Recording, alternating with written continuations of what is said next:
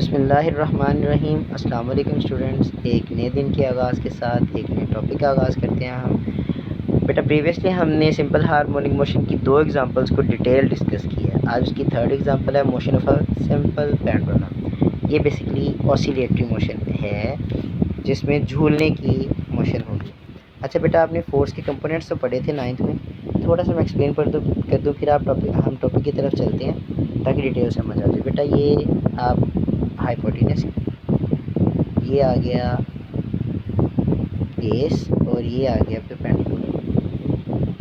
हमने components of force को पढ़ा हुआ है। बेटा जैसे ही आप इस तरफ को मूव करते हैं तो बेटा हम कॉस थीटा को इन्वॉल्व कर लेते हैं अपनी किसी भी एंगल को डिस्कस करते हैं। ये एंगल बन रहा है, ये वाला एंगल, इस एंगल की वजह से हम कॉस थीटा और साइन थीटा को डिस्कस करेंगे अपनी टॉपिक में।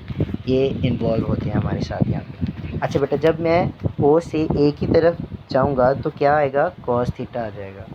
और जब ये यहाँ से वापस की तरफ जाएगा तो यहाँ पे जो एंगल बनेगा ये एंगल साइन थीटा से सॉल्व होगा। मतलब बेटा जब भी हम एंगल्स को सॉल्व करते हैं तो एंगल्स को सॉल्व करने के लिए ये आपने ट्रिग्नोमेट्रिक रेशियोज 9th में पढ़े थे कि जब भी फोर्सेस आ जाएंगे आपके पास, फोर्स के कंपोनेंट बन जाते हैं, तो फोर्स के कंपोनेंट को रिजॉल्व करने के लिए हमने डिटेल पढ़ा हुआ है 9th में।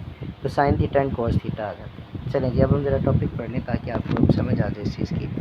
A simple pendulum also exhibits simple harmonic motion. It consists of a small bob of mass m suspended from a light string of length l fixed at its upper end. कि हमारे पास एक pendulum है जिसका एक and ऊपर वाले हिस्से से एक एंड हमने किसी रिजिड बॉडी के साथ बांधा हुआ है। उसकी एक एंड भी हमने स्ट्रिंग है, हमारे पास लाइट से एक स्ट्रिंग है, उस लाइट स्ट्रिंग की हमने एक साइड को फिक्स कर दिया किसी एक रिजिड बॉडी के साथ, तो दूसरे एंड पे हमने बॉब बांध दिया। ये हमारे पास पेंडुलम बन गया। इस वक्त बेटा ये इक्विलिब्रियम पोजीशन में होगा और इसके ऊपर जो भी नेट फोर्स अप्लाई हो रही है वो ज़ीरो होगी और ये बिल्कुल साकिन होगा। In the equilibrium position O the net force on the bob is zero and the bob is stationary. Now if we bring the bob to extreme position A the net force is not zero. बेटा जैसे ही हम इसे ए की तरफ लेके जाएंगे अब net force zero नहीं रहेगी, लेकिन फिर भी जब तक मैंने उस चीज़ को पकड़ा हुआ है वो मूवमेंट नहीं करेगी। अब बेटा इसके पीछे क्या है, इसके पीछे जो है फोर्स के कंपोनेंट्स हैं, रेजोल्यूशन ऑफ फोर्सेस हमने पढ़ा हुआ है, वो वाली यहाँ पे आएगा टॉपिक कि there is a no force acting along the string as the tension in the string cancels component of the weight M G cos theta. कि जो एम जी कॉस थीटा बन रहा है मतलब mass of the Bob multiplication gravity और साथ में जो एंगल बन रहा है, इससे जो भी आपकी वैल्यू आएगी ये सेम वैल्यू वही होगी जो कि टेंशन की वैल्यू होगी, जिसकी वजह से अभी इसमें कोई भी मूवमेंट नहीं आ रही है, कोई भी मोशन नहीं हो रही। Hence there is no motion along this direction. इस डायरेक्शन में कोई भी मोशन वकू पजीर नहीं होगी। The component of the weight mg sin theta is directed towards the mean position and acts as a restoring force. बेटा जैसे हम उसे रिलीज़ करते हैं अब क्या होता है, mg sin theta मैथ को मल्टीप्लाई करो g के साथ और साइन और जो एंगल बन रहा होगा थीटा वो वैल्यू निकालोगे तो वो वैल्यू अब चेंज हो जाएगी, पहले की निस्बत टेंशन की निस्बत चेंज हो जाएगी। अब वो क्या करेगा, नीचे की तरफ आना, अपने ओ की तरफ आना शुरू कर देगा पेंडुलम रिस्टोरिंग फोर्स की वजह से। Due to this force the bob starts moving towards the mean position O.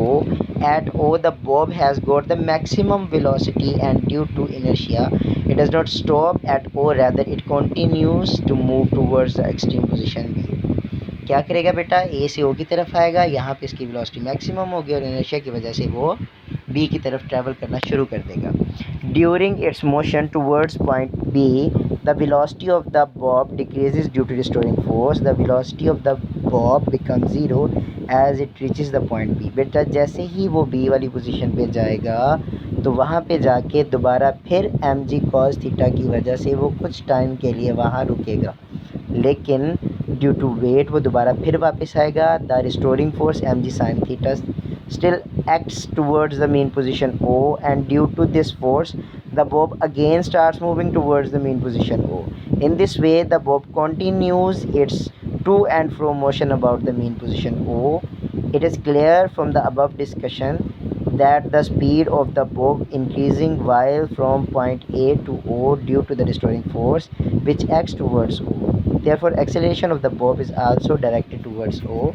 Similarly when the bob moves from O to B its speed decreases. बेटा कहने का मकसद ये है कि जैसे ही वो A से O की तरफ आएगा तो स्पीड उसकी ज़्यादा होगी रिस्टोरिंग फोर्स की वजह से, और जैसे वो O से B की तरफ जाने लगेगा तो उसकी स्पीड डिक्रीज़ होती जाएगी। हर दफ़ा इसी तरह होगा जब वो बी से ओ की तरफ आएगा तो स्पीड ज़्यादा होगी, जो उसे ए की तरफ ले जाएगी। ए से वापस आते हुए डिक्रीज़ होती जाएगी, या आहिस्ता आहिस्ता डिक्रीज़ होते होते एट द एंड दोबारा फिर जैसे ही इसकी ऑल जो कंज्यूम्ड फोर्स होगी वो यूटिलाइज़ हो जाएगी तो वो एंड पे जाके दोबारा फिर स्टॉप कर देगा। ये हमारी एग्जांपल सिंपल हार्मोनिक मोशन की बन गई, क्योंकि टू एंड फ्रो मोशन होगी। We have the following formula to the time period of the simple pendulum। Previously बेटा मैंने आपको टाइम पीरियड एक्सप्लेन किया था, यहाँ पे एक डायग्राम बनी है, वो आपको ज़्यादा अच्छे से समझा देगी कि देखो ये जहाँ से स्टार्ट हुआ था वहाँ से घूम के दोबारा फिर वहाँ पे आ गया, तो ये एक साइकिल कंप्लीट हो गया। इस एक साइकिल कंप्लीट होने में जो टाइम कंज्यूम होता है उसको हम बोलते हैं टाइम पीरियड। अच्छा बेटा, T=2π/L/G। आपको याद होगा कि जब हमने मैस स्प्रिंग सिस्टम की इक्वेशन को पढ़ा था तो हमने कहा था टाइम पीरियड = 2π, यहाँ पे वहाँ पे हमने m और k को डिस्कस किया था।